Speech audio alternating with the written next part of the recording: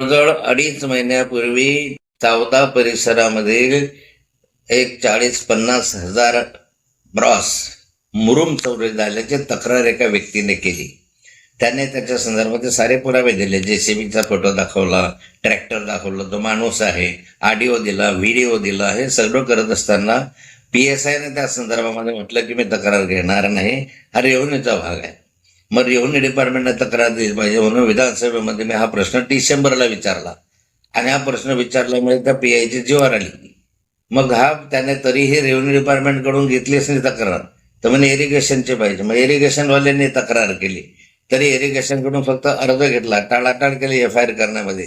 मग FIR केल्यानंतर आज 2.5 महिने झाले, त्याच्या चौकशीने पुरावे दिल्यानंतरही. आणि म्हणून मी त्याला त्या ठिकाणी विचारायला गेलो की 2.5-3 महिने झाले या संदर्भात शासनाच्या मुरुमाची एवढी मोठ्या प्रमाणावर चोरी होते. तो काही 1000-1500 ब्रॉस नाही आहे, 40-50 हजार ब्रॉस आहे. पण त्याच्या संदर्भामध्ये ते म्हणजे की मी चौकशी करतो आहे.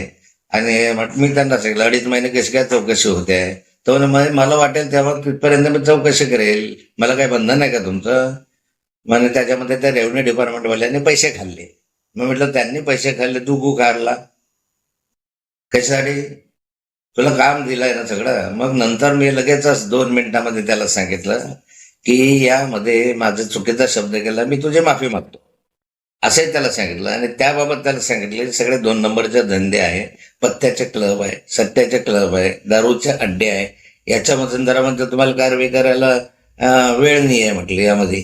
तर आता शेवटचा शब्द आहे, तुमचे हप्ते घेतात, तर ते हप्ते घेतात म्हणून अँटी करप्शनकडे जावं लागेल आणि त्यामध्ये कारवाई करावी लागेल. आता यांनी टाळाटाळ केली, गुन्हा दाखल केला, करू द्या गुन्हा दाखल केला, त्याचं काही लढायचं कायदेशीर. पण आता यांनी इतके दिवस हा गुन्ह्याचा तपास केला नाही, पण गुन्हाचा FIR घेण्यात टाळाटाळ केली. म्हणून मी स्वतः पोलीस प्राधिकरण, DG आणि अन्य वरिष्ठ अधिकाऱ्यांकडे या संदर्भामध्ये तक्रार करणार आहे. पोलीस प्राधिकरणाला पुराव्यानिशी दाखवणार आहे की यांनी किती याच्यामध्ये विलंब लावला आणि जाणीवपूर्वक केला आहे.